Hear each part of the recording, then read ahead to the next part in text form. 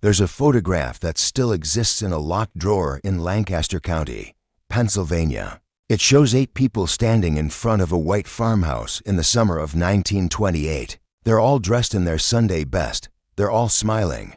And if you look closely, really closely, you'll notice something that makes your skin crawl. Every single face looks almost identical. Same eyes, same jawline, same distant, hollow expression. This wasn't a family reunion. This was something far stranger. This was the 13th generation of the twin bloodline pact, and what began as a religious experiment in the 1700s had quietly evolved into one of the most disturbing genetic experiments in American history. A secret kept behind barn doors and church basement.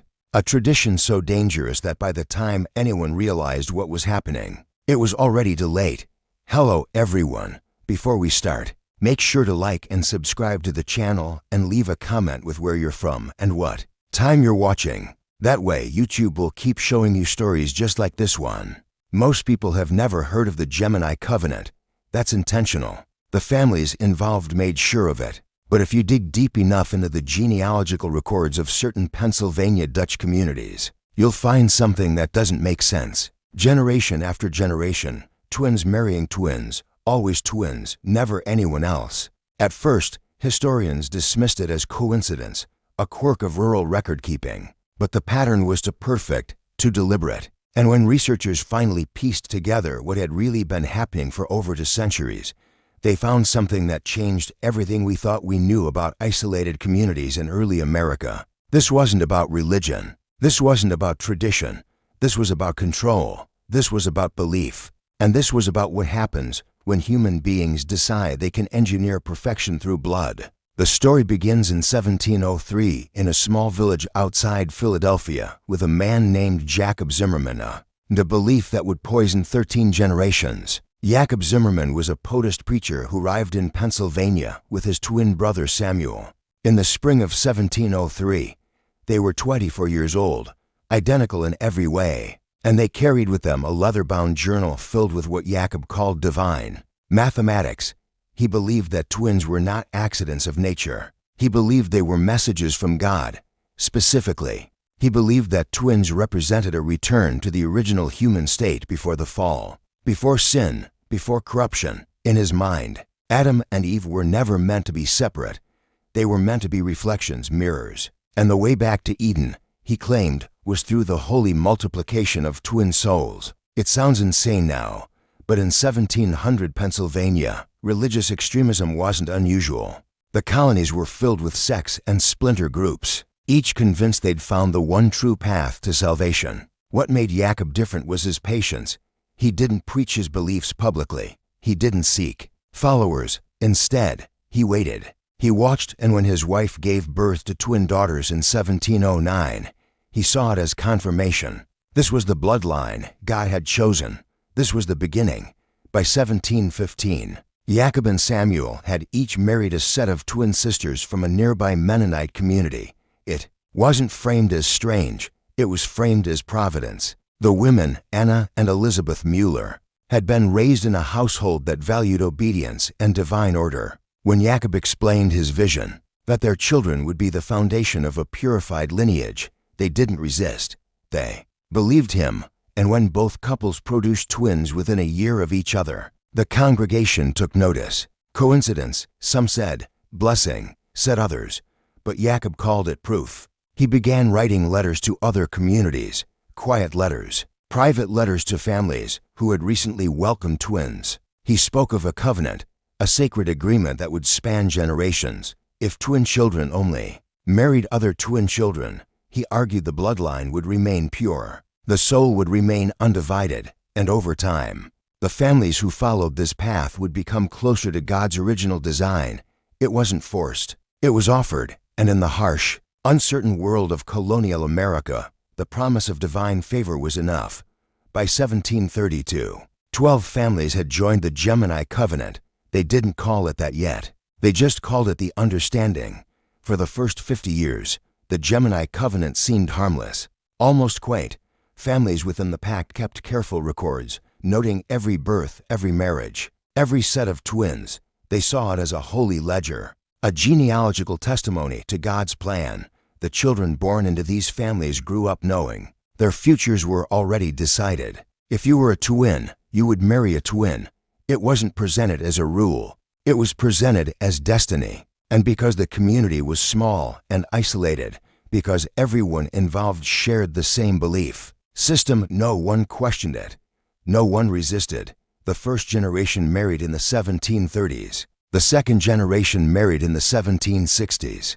By the time the third generation came of age in the 1790s, the pattern had become tradition. And tradition in communities like these was stronger than law. But something else was happening. Something quieter. The families involved began to notice that nearly every pregnancy resulted in twins. Not some, not most, nearly all. At first, this was celebrated as proof that the covenant was working. God was blessing them with abundance, with symmetry. But a few of the older women started whispering. They'd seen this before in livestock. Farmers knew that if you bred animals too closely, certain traits would amplify. The same litter size, the same coloring, the same weaknesses. But when someone suggested that maybe, just maybe, the same thing was happening to their children, they were silenced. This wasn't farming. This was faith. By 1800, the third generation was fully grown, and the cracks were beginning to show, not in their bodies, but in their minds. Several members of the community reported strange dreams, repetitive dreams, always the same images, a white room, a mirror, a face that looked like theirs but wasn't. Some woke up speaking in unison with their twin, finishing each other's thoughts without meaning to. The packed families called this soul resonance. They said it was beautiful, a sign of spiritual alignment. But the local doctor, a man named Henrik Vogel, who had delivered most of these children, kept his own private notes. He wrote about something he called the twin sickness, a condition where siblings became so intertwined they could barely function alone. He noted increased rates of melancholy, paranoia, and what he described as a fearfulness of separation. He tried to bring this to the church elders. They burned his notes and told him to pray harder. By 1815, the fourth generation was being born, and this time the twin rate was 93%. The fourth generation should have been a warning. But warnings only work if people are willing to listen. And by the early 1800s, the families of the Gemini covenant had stopped listening to anything outside their own bloodline. They had isolated themselves further, purchasing adjacent farmland, building homes within walking distance of each other, creating what was essentially a closed loop. Outsiders were no longer welcome at their services. Marriages outside the pact were considered betrayals, and if a child was born without a twin, they were treated as incomplete. Some were sent away to live with distant relatives. Others stayed, but were never quite seen as full members of the family. The message was clear. If you were not a twin, you did not belong. But it was during the fifth generation in the 1840s that people started disappearing. Not many, just enough to be noticed. A young man named I.A.S. Zimmerman, grandson of the original Jacob, vanished 3 weeks before his wedding to a set of twin sisters. The family said he'd gone west to find work, but his own twin brother, Masha's, stopped speaking entirely after that. Just stopped. He would sit at the dinner table staring at his hands, moving his lips as if talking to someone no one else could see. When asked what he was doing, he said he was listening to Elias. He said Elias was still there, still with him, still whispering. Masha's died 2 years later. The cause of death was listed as fever, but neighbors said he simply wasted away, like half of him had already been gone. By the sixth generation in the 1870s, the physical signs were undeniable. The children were still being born as twins, but now they looked more alike than ever, not just similar, identical. Even fraternal twins were beginning to mirror each other in ways that shouldn't have been possible. Same height, same weight, same dental patterns. A visiting photographer named Ernest Bradbury took a series of portraits of the families in 1876 and later told a colleague that he couldn't tell who was who. He said it felt like photographing the same person over and over again. He said their eyes looked empty, like they were waiting for permission to exist. He never returned to Lancaster County. He said the place felt cursed. The seventh and eighth generations were the quietest. There are fewer records from this period, fewer letters. Fewer births registered in the county logs. It's as if the families went underground. Church services stopped being listed publicly.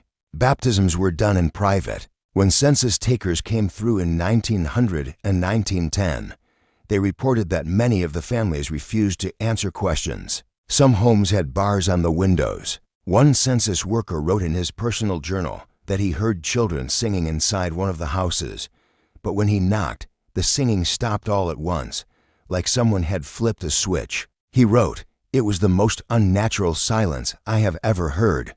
When he filed his report, he noted that 16 people lived in that house, all of them twins, all of them under the age of 25, and none of them had ever left the property. By the 1920s, the Gemini covenant had become something else entirely. It was no longer about faith. It was about survival. The families involved were trapped in a cycle they could no longer control. The 9th generation came of age during World War I, and for the first time, some of the young men were drafted. They were sent to training camps. They were separated from their twins. And what happened next was documented by military physicians who had no idea what they were dealing with. Soldiers from the packed families began experiencing what doctors called acute dissociative episodes. They would wake up screaming, clawing at their own faces, saying they couldn't feel themselves anymore.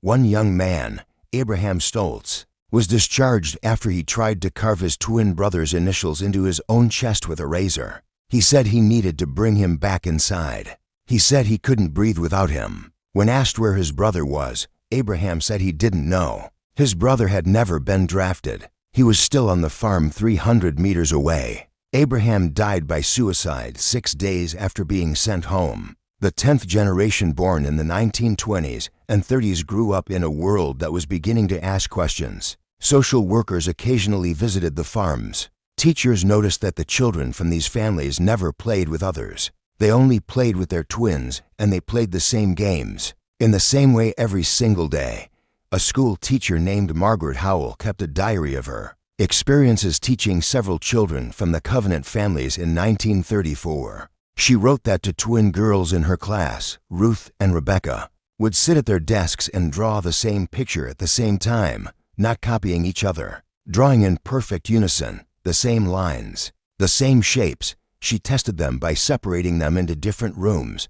They still drew the same picture. When Margaret asked how they did it, Ruth looked at her and said, "We're not two people.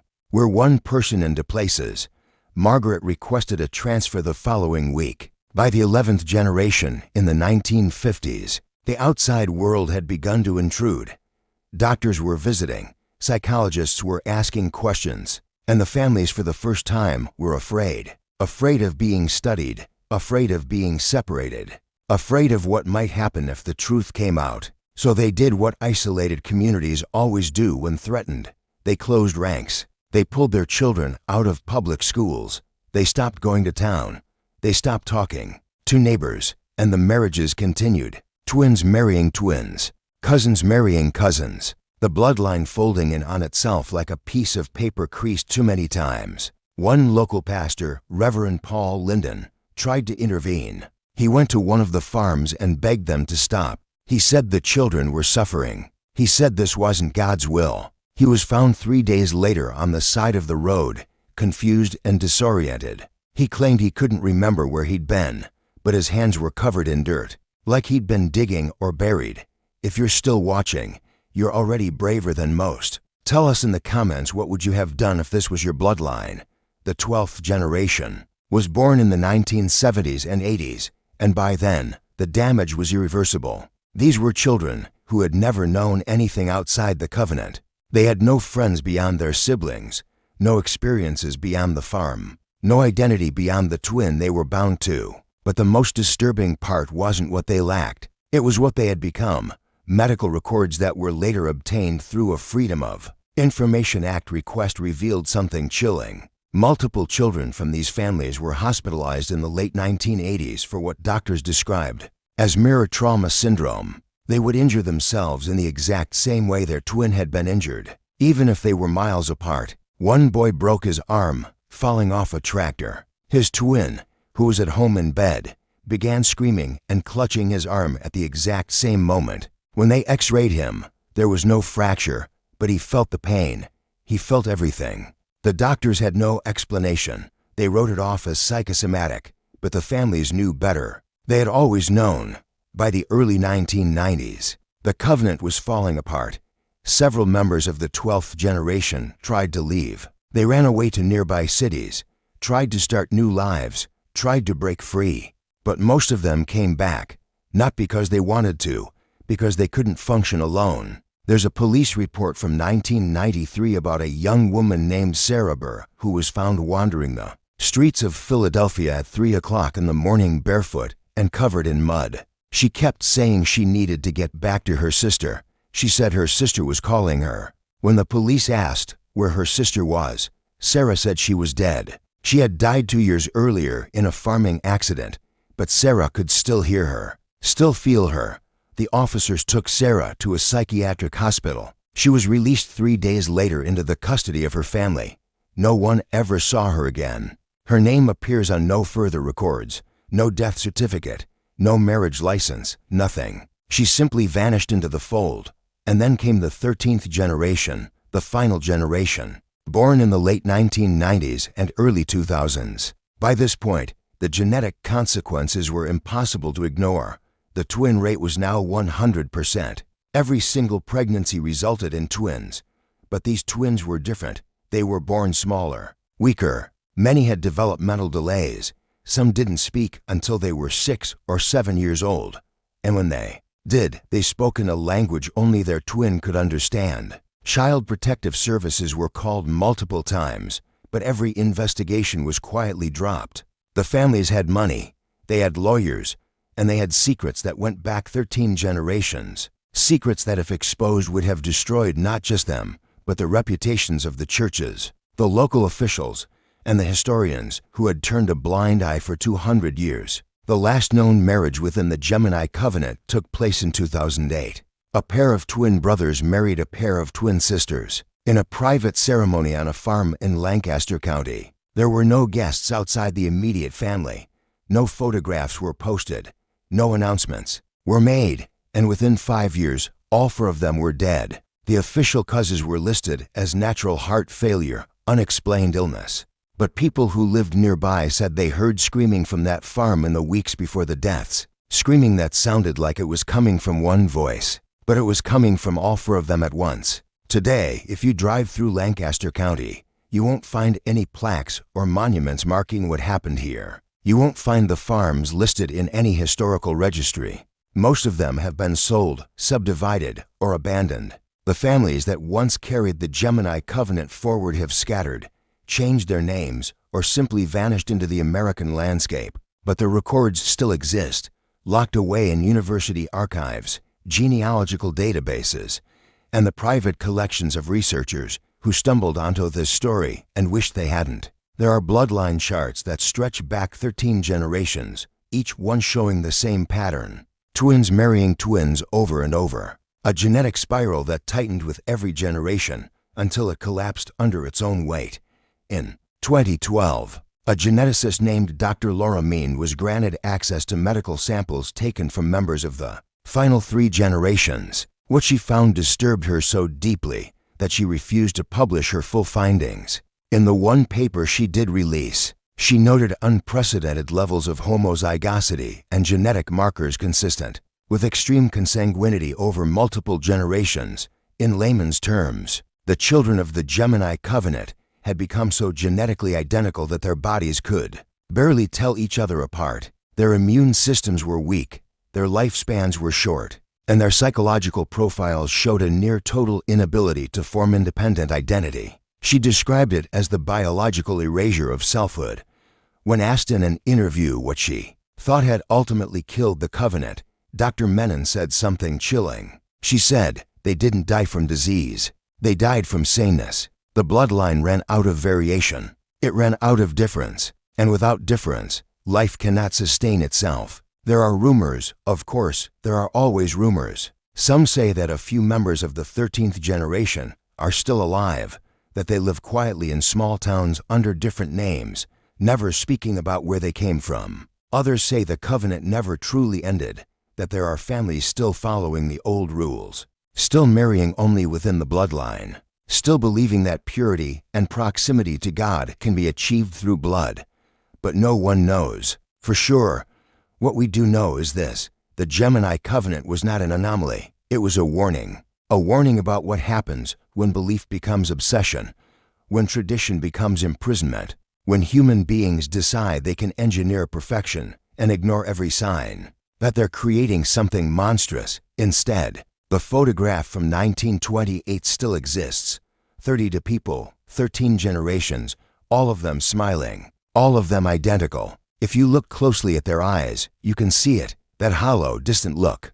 The look of people who were never allowed to be individuals, who were taught from birth that they were only half of something whole, who spent their entire lives searching for completeness in another person, never realizing that the thing they were missing was themselves. The families wanted to return to Eden. They wanted to undo the fall. But what they created instead was something far darker. They created a lineage that consumed itself, a bloodline that became a cage, and in the end, the only thing they proved was this: some doors, once open, should never have been touched. Some paths once walked lead only to silence. If this story unsettled you, you're not alone. Leave a comment below and tell us what's the darkest family secret you've ever heard. And if you want more stories like this, stories that uncover the hidden and the forbidden, make sure you're subscribed, because the past is full of things we were never meant to find. And we're just getting started.